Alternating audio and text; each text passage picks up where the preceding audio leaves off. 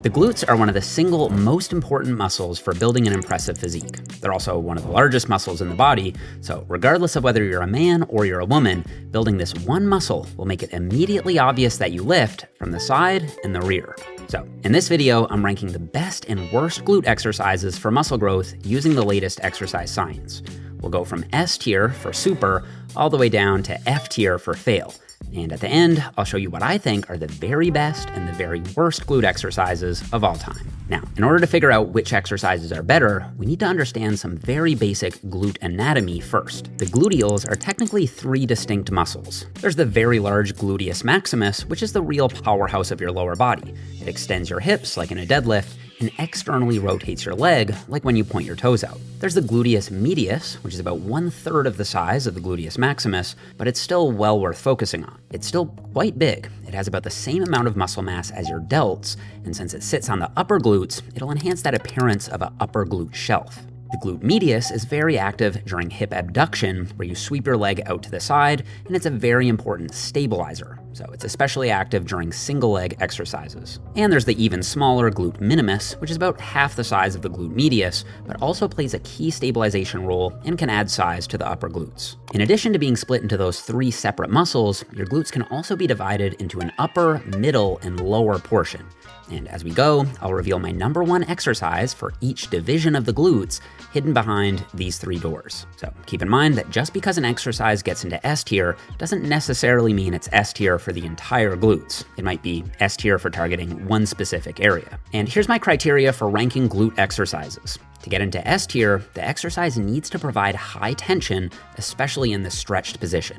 It should feel good, which means it doesn't cause knee, hip, or low back pain. And there should be some way of progressing the exercise over time, which is ultimately what'll keep your glutes growing. Okay, let's start with the most popular glute exercise on the internet, the hip thrust. The barbell hip thrust is, oddly enough, one of the more studied movements in all of exercise science. There's a pile of studies showing that it is, in fact, very effective at growing the glutes. The hip thrust will activate the entire glute, the upper, middle, and lower, but mainly target that middle meat because it isolates hip extension. It's a great movement for progressive overload. You can almost always add a little weight each week while keeping your form tight. I don't think you need a 500-pound hip thrust to grow your glutes, but if your glutes are getting stronger on this movement, somewhere in the 5 to 15 rep range, then your glutes are also getting bigger. There is a slight issue though.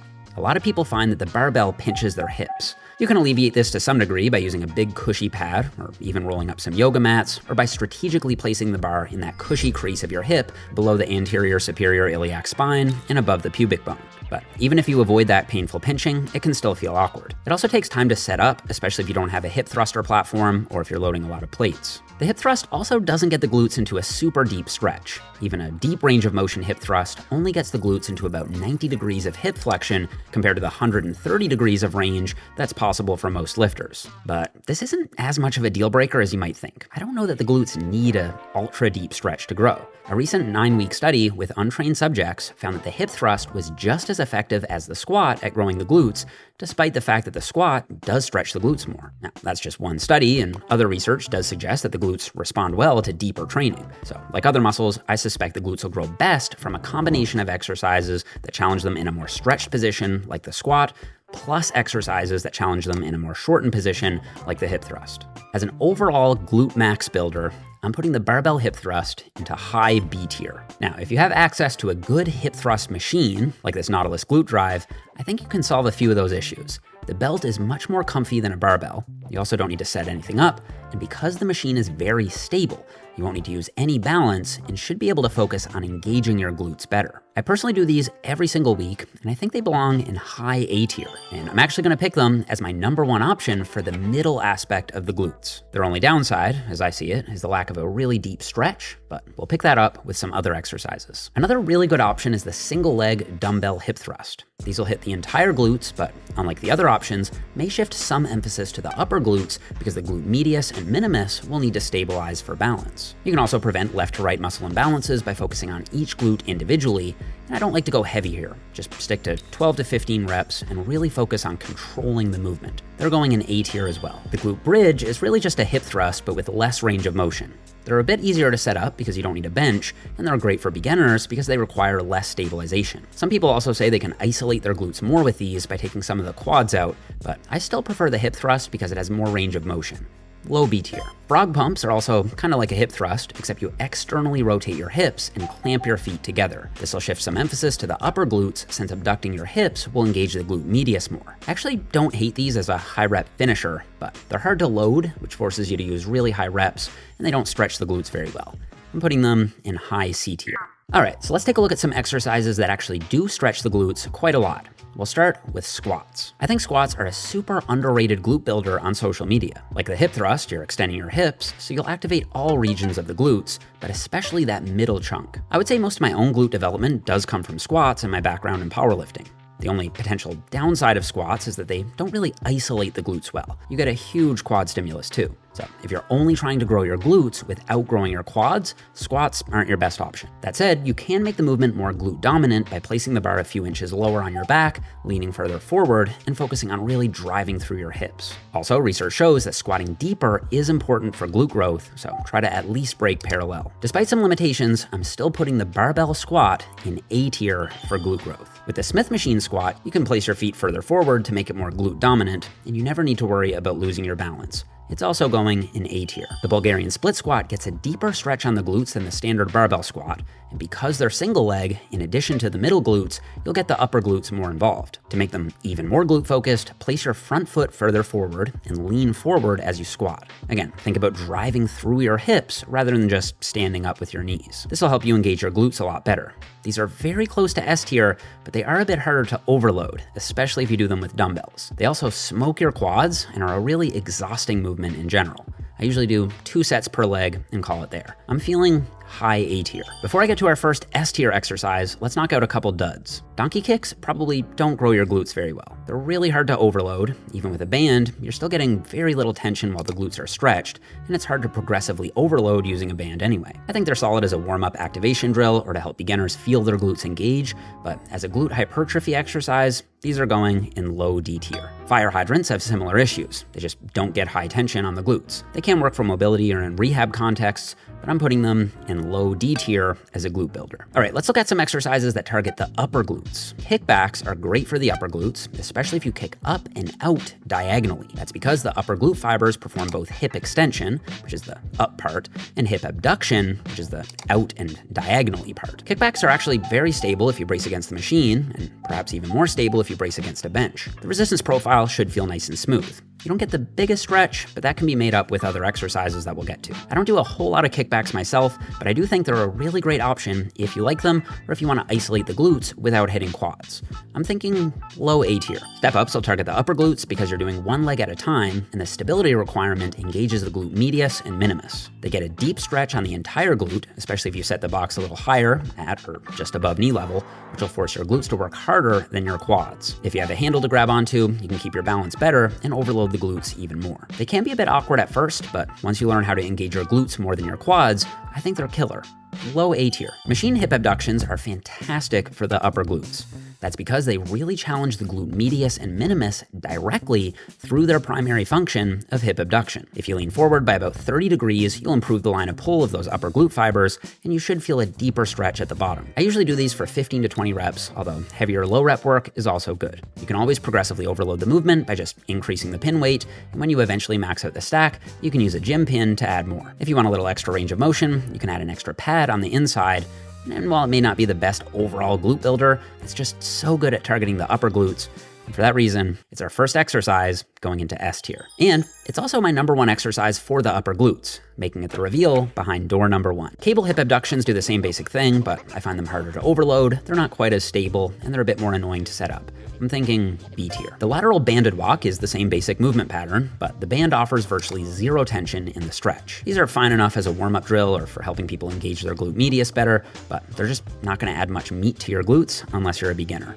I'm putting them in C tier. Okay, speaking of stretching the glutes, let's talk about lunges. Lunges will hit the entire glute. You'll get the upper glutes because of glute medius activation due to the stabilization demands. You'll get the mid glutes from the hip extension and the lower glute area from the deep stretch as you lunge. You can accentuate that stretch by taking longer strides forward and by leaning slightly forward by about 30 degrees. There are many different ways to do lunges, but I like old school walking lunges the best. I like the idea that you're moving through space. It gives you something to actually work toward rather than just doing reps on the spot.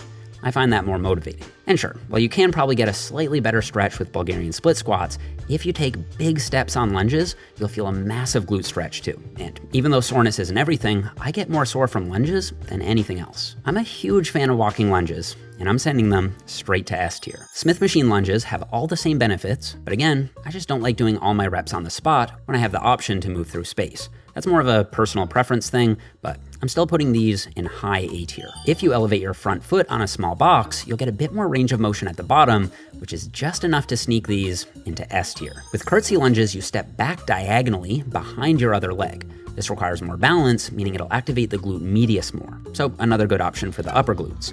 That said, I think because they're harder to overload, I don't think they're quite as good as a standard lunge. They're definitely an option you can include every now and then, but I'm feeling low B tier. Okay, let's cover 3 lower glute builders.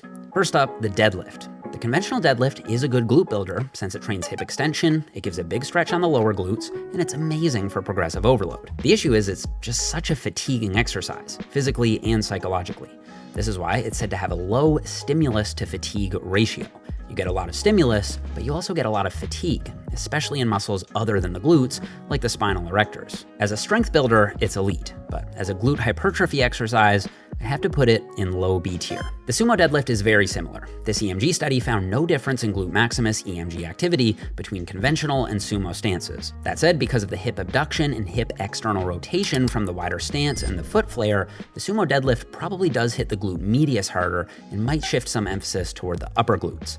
I'm putting it in high B tier as a glute builder. The Romanian deadlift is the better choice for glute hypertrophy, in my opinion, especially for the lower glutes in that glute hamstring tie-in area. And while it does hit the hamstrings hard as well, it smashes the glute max as a basic compound lift that's very conducive to progressive overload. I'm feeling high A tier, and this is actually my #1 exercise for the lower glutes, but it's not my #1 exercise of all. Before we get to that, let's knock out 3 final exercises. One that I love, one that I hate, and one that's just okay. I love the 45-degree back extension. A lot of people think of it as just a low back exercise, but since you're extending your hips, your entire glutes will be very active in both the lengthened position at the bottom and the shortened position at the top. I prefer to overload these by adding reps, but you can still work up to some solid weight by holding plates to your chest. If you round your upper back on these, you should be able to connect with your glutes much better. I'm honestly feeling S tier for these. Cable pull-throughs are okay for me. They're great for beginners without much glute strength, but eventually you'll be limited by how much weight you can hold comfortably. They just start to feel awkward once you get some real weight on there. I'm thinking low B tier. I'm not a big fan of kettlebell swings. You can definitely get a good cardio workout with these, and I think they do have some utility for building explosive power, but for glute hypertrophy, you're just not getting enough tension. Low D tier. Okay, and if I had to pick just one exercise from S tier to raise it up to S tier plus as the best of the best, I think I'd have to go with the walking lunge. I realize that's a hot take, but these are all great glute builders, and if I had to personally just pick one, I think it would be the walking lunge. And I'll go with the donkey kick or the fire hydrant as the worst of the worst, not because they can't have their place as warm-up drills, but it's just really hard to reach high glute tension for muscle growth. I'm actually really trying to bring up my own glutes this year, so I'm doing a ton of hip thrusts, hip abductions, and walking lunges, but it's not enough to just dial your training in. Your diet is also crucial. You need to ensure that you're eating the right number of calories and protein to support muscle growth. And so many people still underestimate the impact of diet on your physique. Dialing in my own diet over the last year made a gigantic difference in my progress. So if you'd like to get on track yourself, you can download my nutrition app Macro Factor for 2 weeks for free if you use code Jeff, and I'll put a link to that over here next to my head. All right, that's it for this one, guys. Thank you so much for watching. Don't forget to leave me a thumbs up if you enjoyed the video, subscribe if you haven't already, and I'll see you all here in the next one.